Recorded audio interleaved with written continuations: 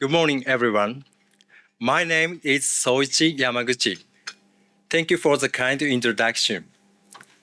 I'd like to begin by expressing my gratitude to Mr. Jun and Asia Society Japan for organizing this event. Today, I'm excited to share my artwork, my inspirations, my creative process, and my thoughts as a mid-career artist today. I hope that today's speech will give you a better understanding of myself, my artwork, and the layers that create them. I would like to start by sharing a bit about myself. I was born in Chiba Prefecture in 1983.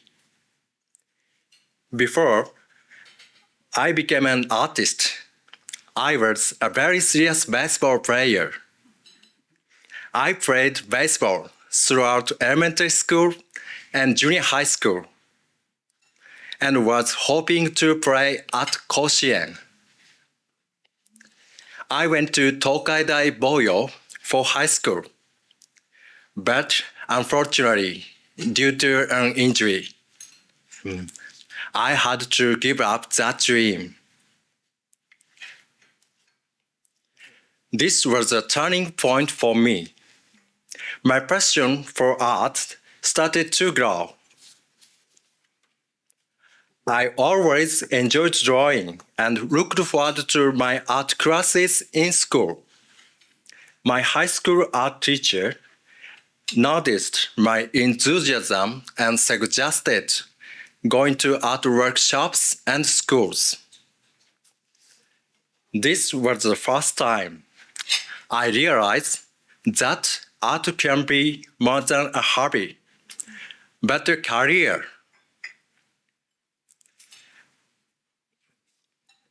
This is when I decided to pursue my passion professionally.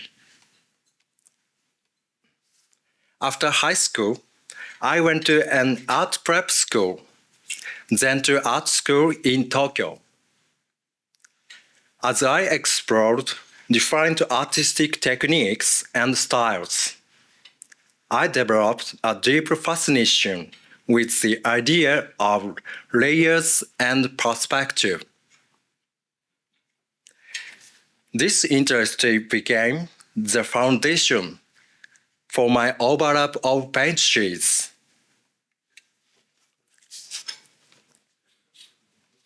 When we look at a painting, we only see the image on the surface. But under that surface are hidden layers, colors, and shapes that have been painted, changed, and adjusted. These layers are no longer simply two-dimensional. I believe that a painting is the accumulation of the physical act of painting. Without the artist's time and movements, a painting is not complete. To me, the physical act of paintings is very important. In my overlap of paint sheets, I explore paintings as accumulations of these layers, layers of paint, time, movements, and experience.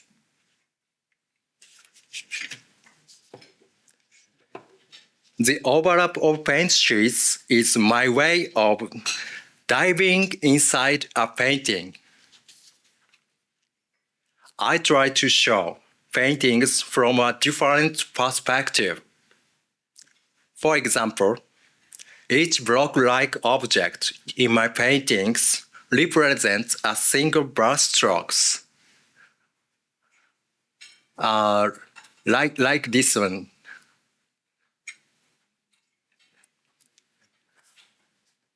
As I layer these strokes, they create depths, turning the 2D surface into a 3D space. both visually and metaphorically. I applied this method to other famous works of art and techniques. For example, this artwork uses Picasso's Weeping Woman as a motif. Here, I try to show that this famous painting is not just an image of a woman, but is actually an accumulation of the artist's brushstroke, movements, and time. By doing so, I invite the spectator to challenge their preconceptions of this painting. I also use this approach to different painting techniques as well. One technique I use as a motif is pointillism, a technique pioneered by Paul Signac and George Seurat. Pointillism is a painting technique of using small strokes or dots of color to a surface.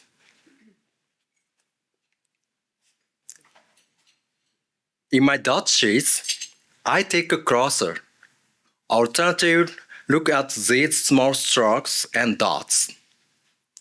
I invite the viewer to explore how these dots might look if you can.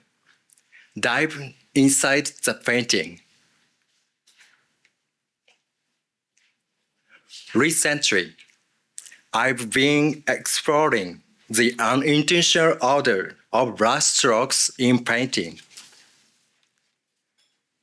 The order of brushstrokes in a painting can shape the final composition. The way brushstrokes are created and layered can affect the painting's physical properties. This process is similar to writing kanji characters. The correct order, or kakijun, in kanji has been defined over time to ensure beauty and balance. In my latest challenge, I'm experimenting with painting images using kanji characters to explore this connection. For example, this painting uses a kanji character as a motif. Can you tell what the character is?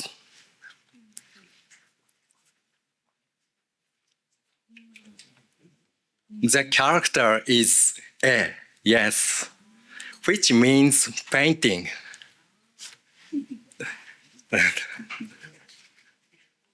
So I think kakijun, so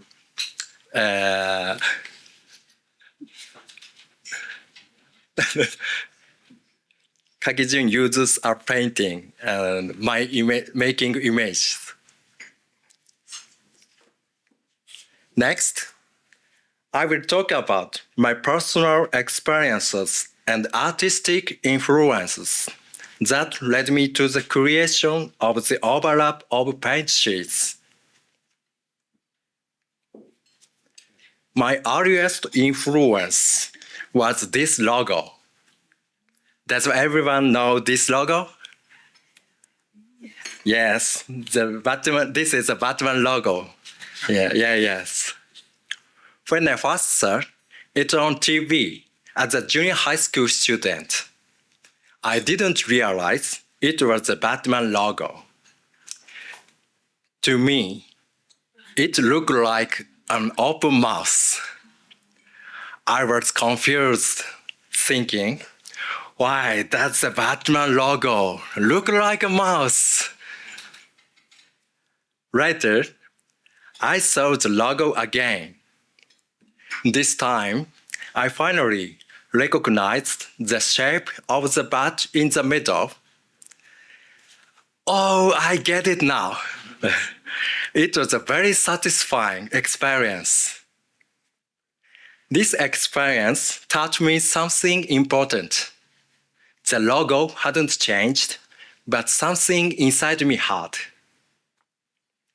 I became fascinated with how people can see things differently, depending on their perspective. This changed the way I thought about my art.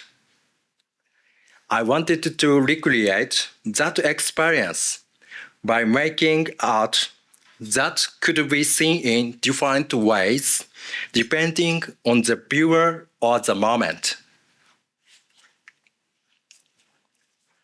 I had a similar experience when I visited a printing company when I was still in art school.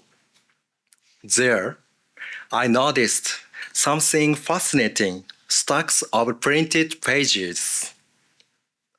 While each page was thin, the hundreds of stacked pages created and striped patterns on the sides. Oh, yeah, this area, I think the stripe patterns. I realized that by layering something flat and viewing it closely, what appeared 2D could suddenly feel 3D. This is when I realized that paintings are also stacks of the physical act of painting. I was also inspired by Roy Lichtenstein's brushstroke series. He took something as simple as the brushstrokes and turned it into a motif.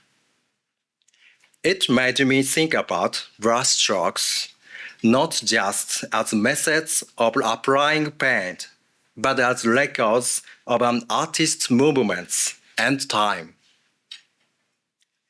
This inspired me to express the process of paintings as motifs.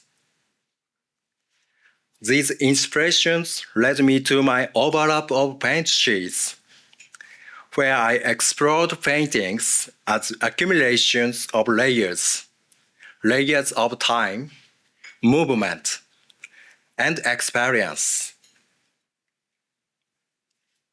Next, I would like to share my creative process with you. My creative process always begins with a drawing on paper. Then, I sketch on a canvas, thinking carefully about how to layer the paint.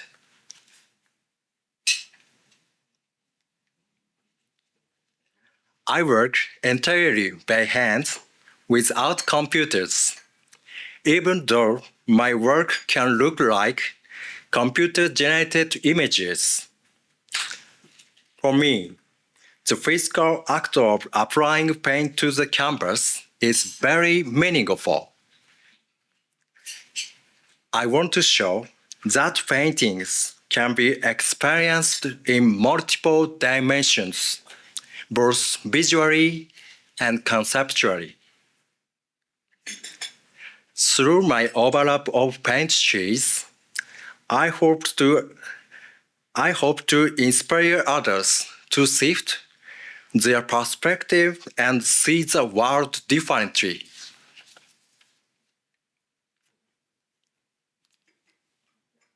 I'm now in my 40s and considered a mid-career artist, but getting here was not easy. When I was still in art school, I won the Takashi Murakami Gesai Gold Prize Award and was invited to show my work at galleries in Japan. However, I had some problems with art galleries regarding my contract. At the time, I lacked the business skills to navigate these relationships and didn't have mentors or professors to guide me. As a result, I couldn't exhibit my artwork in Japan for nearly 10 years. Looking back at this time in my life, this was a very frustrating and tough time for me.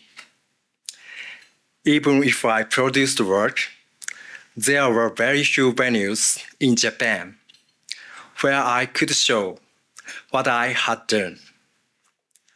I felt both impatient and insecure, but I figured that if I kept improving my work, someone was sure to notice it. It was a very long process, but now I realize it was an important time of self-reflection and reevaluation. This experience made me tough. During this time, I was fortunate to work with galleries in Taiwan and Hong Kong, such as Gallery J-Chen and Madhouse Art Gallery. This experience abroad expanded my artistic perspective and allowed me to keep growing.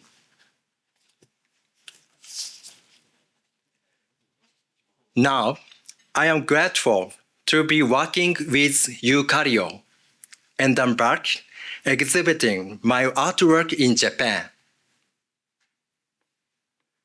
Because I couldn't exhibit in Japan, I learned a lot from working with galleries overseas, particularly in Asia.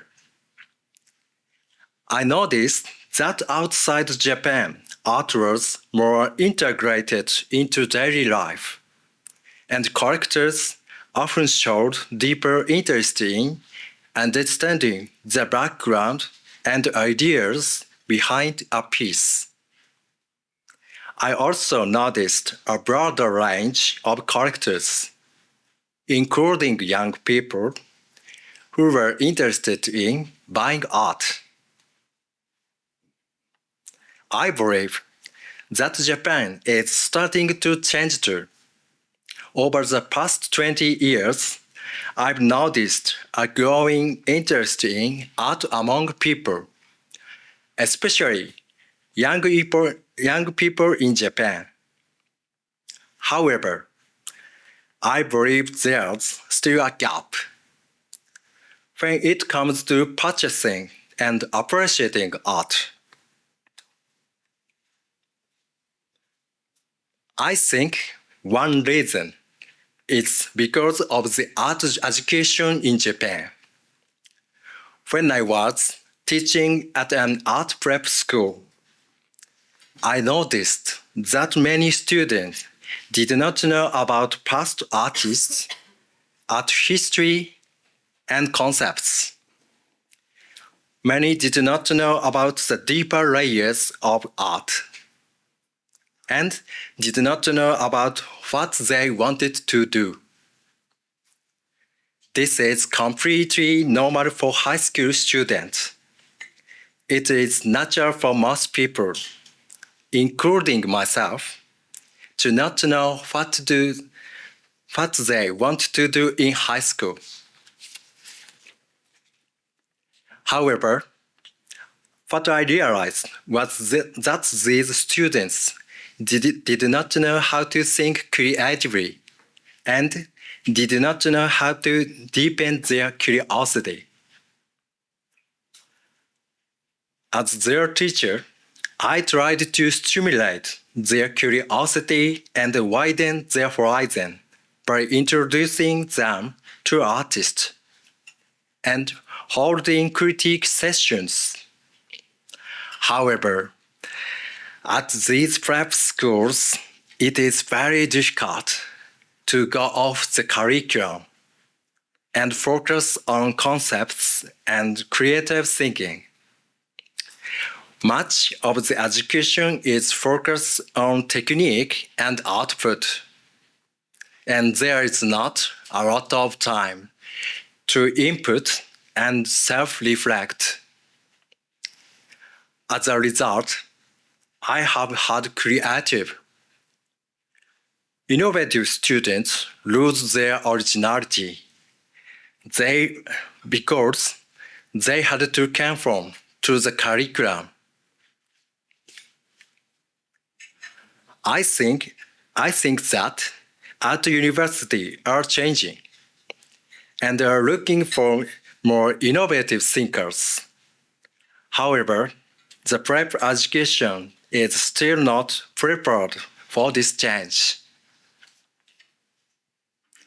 I think that we need to encourage curiosity and out-of-the-box thinking from a young age to foster a deeper appreciation of art. When someone finds a certain piece of art interesting, it is important that we encourage them to learn more about the artistry, the background, and the emotion behind the work of art. These experiences are very important, not only for the artist, but for the spectator. If we can learn these skills of curiosity in school, I think art in Japan will be closer to our lives. As I have become a mid-career artist, I am facing new challenges. My artist friends and I often talk about it is difficult to be a mid-career artist right now. New artists and older established artists are getting most of the attention. So I feel it is very important for artists to speak up about our passion and communicate in places like today. Moving forward, I want to continue working with Yukario and galleries in Asia, such as Gallery Obo in Taiwan and Bonte Gallery in Korea. I also want to exhibit my artwork in different galleries worldwide, especially in North America.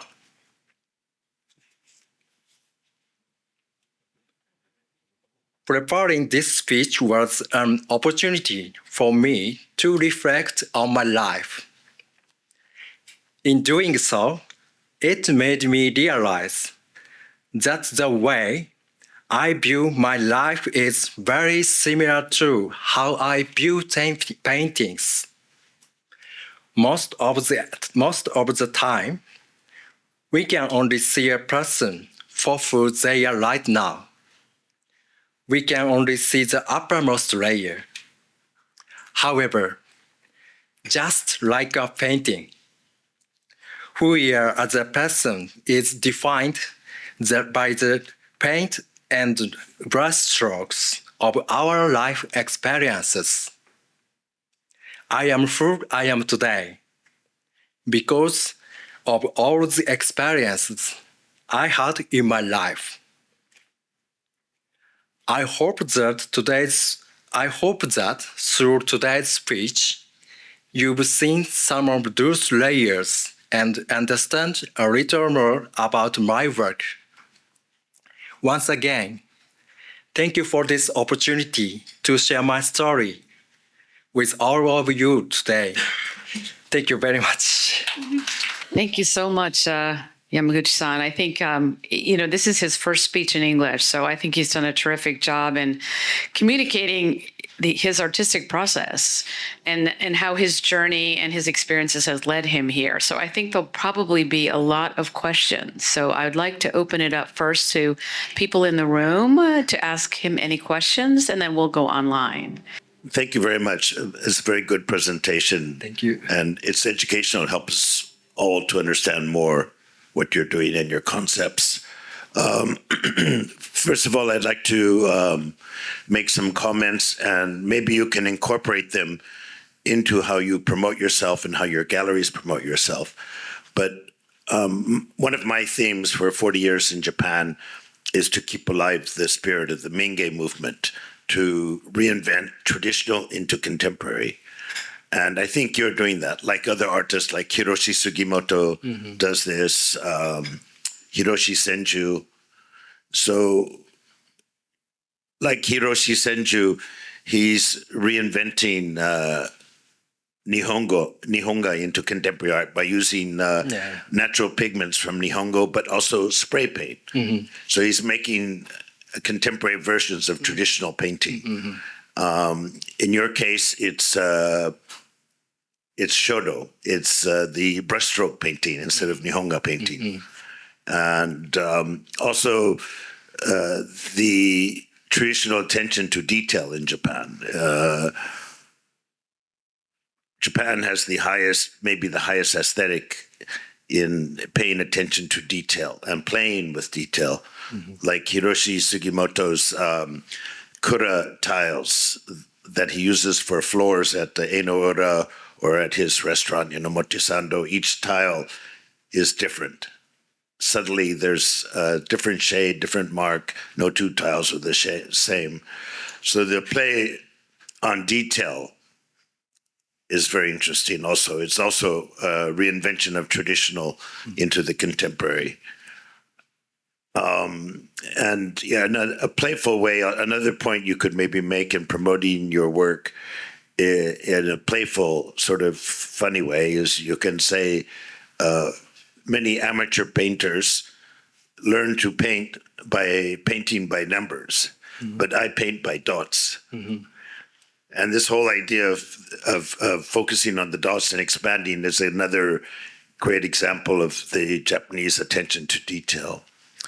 My question for you is, I came a little bit late, sorry, maybe I missed something, but can you explain a little bit more your concepts in your painting? Is there any social statement or political statement, or can you expand a little bit more on your concepts? 質問はその絵画の中での、社会的政治的だったりそういったもののコンセプトというものは、ありますか？でもしあるのであればそれについてちょっと説明していただきたいです。僕自体は社会的や政治的な意図を持って作品を制作はしていないです。一番自分が、絵を描いている時にこう実感するのは絵の具を画面に乗せている瞬間にもう昔から自分は今絵描いてるなっていうすごい楽しい感覚だったりとか、いかにただ塗るんじゃなくてこう塗りたいって欲求がすごく自分の中にあって、それを筆で画面を触っている瞬間が自分にとって絵を描くってことの大きな意味だとすごい描きながら感じているので、社会的にとか政治的にって意図はまたそれとは別のところに自分の中ではあると思います。はい。So I think that political, social concepts, these things are not really the focus of my artwork. Rather, I focus more on the physical act of painting. For me, it's very important. I find the most joy when I'm painting and I can feel the paint going onto the canvas and getting layered. And the physical act of painting and the joy that comes from it is mainly the focus of my artwork. Thank you. はい。それとまた描きながらこう自分が毎日絵を描いてるんですけど、その描いている行為をしている自分に客観的にはって思う時があって、この自分が毎日描いてる絵って何なんだろうっていうのをすごく行為を通じてやっぱり描きながら日々考えています。はい。So by painting every day and repeating the process, the act of painting, so he has this kind of Zen-like moment where he can isolate himself from the moment and see himself from a third person and kind of explore why he is painting, like the why and what is the painting? what is painting. He says that this act of painting and doing it repetitively lets him think about these kind of ideas. So you could maybe describe your concept as a Zen. There's a Zen spiritual concept where it helps you to transcend and see things from a different point of view, which obviously you do. It's beautiful work. Thank you. Thank you very much. Thank you so much. Soichi-san, thank you so much for your speech. I remember you texted me yesterday. I'm so nervous, but today you are perfect. I don't see any nervousness in here. Okay, you just mentioned that you got the 10 years kind of the empty and dark period. I think that's pretty long. And then I am wondering how has the period affected the artwork? Is there any change before and then 10 years? Yeah. And then another question is, I briefly would like to share the future schedule about exhibition or something like that. So that 10 years, very, very, very long time, and for me, so thinking how about make my work painting my so what I doing, so what about painting, so many time every day, so a little more changing, and about 10 years, so before 10 years my working, and after 10 years working, so many time overlap over time, so 少しずつ変わっていきました。はい、その10年前の自分のアートと、その10年を経たアートのそのなんていうんですか、スタイル、アート自体がどのように変化したかもちょっと、もしあれば教えていただきたいです。根本的には先ほどお話しした通りに、こう物を見るっていう見方にすごく自分は興味を持っていて、その対象がだんだん絵そのものに変わっていったっていう感じですかね。最初はバットマンのマークのようにdepending on perspective だったんですけど、このある時自分が描いている絵をってこれってなんだろうって思うことがきっかけで、その描いてる行為だったりとか絵の具を重ねること自体が自分にとって絵だなってすごく思ったので、それ自体にフォーカスだんだんしていったって感じです。So before he was more interested, well, he's always been interested in how we can perceive things differently. So I believe the first, in his earlier years, オプティカルアートでしたっけ？はい。He was focused on making things that were considered optical art and things that can be perceived differently. But over the 10 years, like the answer to his previous question, he was painting every day, and that made him kind of realize that paintings itself could be used as a motif, and we can view paintings differently, and that's how his work evolved. Do you have upcoming exhibition schedule はいかがでしょうか？これからなんか。今すぐ決まってるのは今のところないです。ただお話はこういただいていて、これからスケジューリングしていくと。Okay, so he said there's nothing decided yet. He's had lots of interest, so we'll have to stand by and hear when his next exhibition will be. Thank you. That was wonderful, and you had no reason to be nervous at all about the English. It was perfect. I thought your comments on the shortcomings of art education here in Japan were very interesting. Are you involved in any way in trying to correct that and to encourage more history of art study, more individuality. Are you doing anything with that now? アートエデュケーション、教育についてすごい興味深かったんですが、今具体的に山口さんそれを変えようとしている活動だったり、こういうことをもっと教えた方がいいんじゃないかと、教えたりとか、具体的にされてらっしゃるんですか？そう、今現在はそれについて具体的にはしてないんですけど、自分が予備校で教えていたりとか、自分のその後輩に関わる機会もあるので、そういう話をよくこう会った時に話をしていたり、こういう場でそういうことをちょっと今回お話できたらなと思ってさせていただきました。今現在はなのでそこも含めて何か自分でこう自分らしくできることがないかなって考え中でもあります。はい。So right now, he's not he doesn't have any, I guess, activities related to that right now, but he was teaching at a art prep school 7年間でしたっけ？ 7年間。7年間 for about 7 years. So he actually left the school a couple of years ago. 予備校は離れたんですよね。今離れました。はい。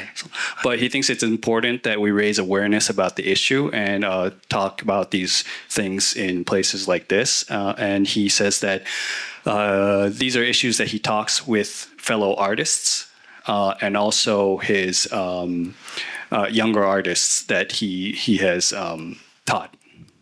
So. また何ですかね。このアートに興味を持ってない子たちにももちろん各技術的なこともすごく大切だとは思うんですけれど、こんな美術の作り方もあるんだとか、知らないからその入り口が分かってないっていうか、楽しみ方がすごいいろんなやっぱりすごい面白いアーティストさんがたくさんいるので、そういう知る機会があるともうちょっと美術に関する考え方も日本で変わってくるのかなってすごく思います。That while technique is very important, it's also important to create opportunities for people who aren't as involved in art to, get to know how these artists are painting and what kind of different art exists in the world. And so that's something he wants to do in the future. So we have a question from Jenifer Eagleton, and her question is: she's interested in how you view color and what the colors mean in your paintings. So 具体的にこの色は意味はありますか？もうこれは感覚的に自分が綺麗だとか楽しいとかそのを反映させたものであって、あとはよく色のことをすごく質問聞かれるんですけど、どこかで自分は色に対して甘いとか味を想像しながらよく描いてたりします。ほんのり甘い中にちょっとビターが入ってるとか、これは全部甘いんだとか、これは割と全部スパイシーだとか、なんとなくそういうイメージを持ちながら描いてたりもします。He perceives color as something that he could taste. He associates them with taste. So this could be a little sweet or this could be a little spicy. Yeah. 出ないしごめんなさい最初の色自体エモーションな部分、楽しい感覚とかそういうのを含めて味を連想したりとかっていうのを。So yeah, colors are his way of expressing emotion and I guess taste. Yeah. So. 日本語で質問いただいております。創作活動において毎日生活の中でどんなことを大事にしていらっしゃるのでしょうか？ So the question is, when in his creative process, what's important for him in his daily life? そう、当たり前って思って行動しないようにっていうのをすごく心がけてます。やっぱり毎日のことなので習慣化してきてしまうところあると思うんですけど、その作業一つ一つがすごく自分にとってやっぱり先ほどお話したようにこうじゃなくてこうだなとか、ただの作業じゃなくて自分がやりたいことをこうするんだって意識を持って毎日こだわりを持とうと思ってやっています。はい。So his answer to that question is that I guess the best way to phrase it is don't take anything for granted, and don't think whatever he does, he tries to find like a meaning behind it, and just don't go through the motions, basically. また何ですかね、やっぱり自分の固定概念をで誰しもあるものだと思うんですけど、それを覆すチャンスも同時に毎日多分訪れてると思うので、それが自分がこうキャッチできて、自分のこうベースの考えに対してこうどんどんぶつけていけるようにっていうのもちょっと凝り固まらないようにというんですかね。はい。He tries to keep an open, flexible mind, and whenever he's trying to find moments where he can kind of challenge his preconceptions and change the way he views things. So he's constantly aware of these things in his daily life. Yeah. So, for example, I visited a printing company. I look like a striped patterns, and it I think create my art. For example, yeah. Great. Okay. Well, I'll ask a question. I was also struck by the color. I think it's gotten more colorful, so I thought maybe you're coming out of your dark period. But my second question was really because you have had the experience of having to go overseas to, exhibit your art because of what happened to you in Japan, and your goal is to exhibit worldwide. For me, your art is about layering and perception, so I think it has a big universal appeal. So my question to you is sort of what did you learn from your international experience that affected your art, and how do you think that will help you participate in more overseas art shows? 目標として世界中で展示をしたいとおっしゃっていて、このテーマ、そのレイヤーを作るということは、世界、誰しも共通することなので、すごい国際的にアピールできると思っております。で、その海外経験が長いことによって、そこからその経験から何を学んで、それがどのように今後その国際的な活動をする上において糧となると感じておりますか？そうですね。やっぱりいろんな国に、I went to many countries, so I feel so different history and different 文化so it is very interesting and very important. さっきお話しした一つの価値観に凝り固まらないで、これってこういうことなんだとか、日本とここってこういうふうに違うんだとかっていう同じ事柄でもいろんな角度からその自分が生きてる世界を捉え直したりするのを知る瞬間がすごく興味深かったりするので、そういうのをどんどんたくさんしていきながら自分の作品作りに生かしていけたらと思ってます。So by going to all these different countries and getting in touch with their different cultures, feels that finding differences and similarities in various things in how we value various things, how we perceive things, has helped him greatly evolve his artwork and as a person. 山口さん、今日はありがとうございました。山口さん、thank you so much for presenting today. I think you did a marvelous job. As we're Asia Society and you have experiences presenting your work in all over Asia, can you tell me, about people who are collecting your work in Asia and what their responses are in different countries?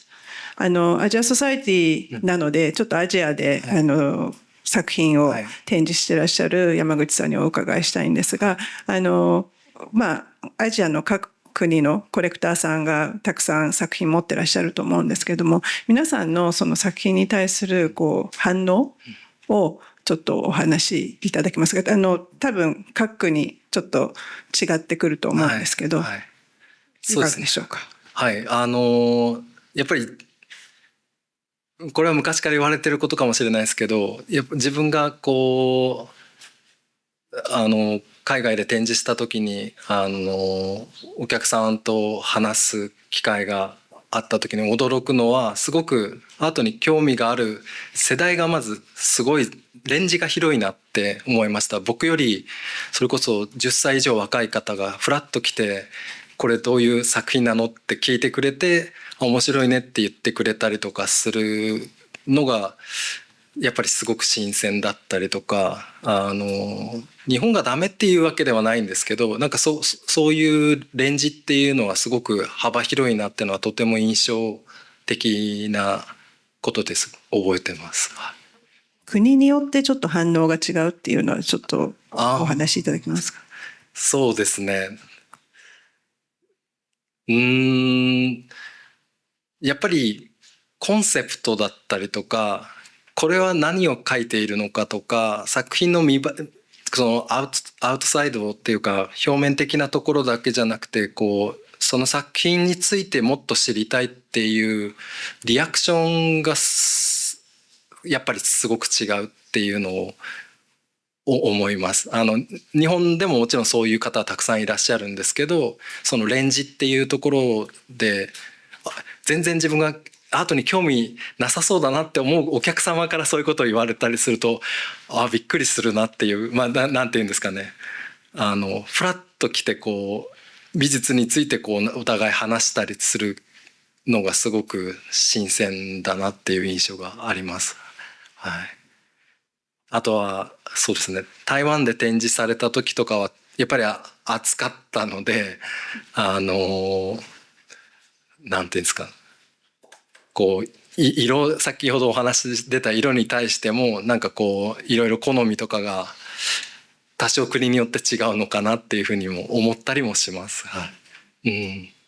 それについてこう自分がこうどうこうっていうよりは、なんかやっぱり日本人的なこうカラーってこうなんですかね、日本人らしいって言われるようなカラーの価値観だったりとかなんかあったりするのと同じように、やっぱそれ国それぞれでちょっとそういうの違いがお寺だったりとか建造物見たりとかしててもすごく感じるので、自分自身もそういうことに興味があったりしますね。はい、ちょっと答えになってないかもしれないんですけど。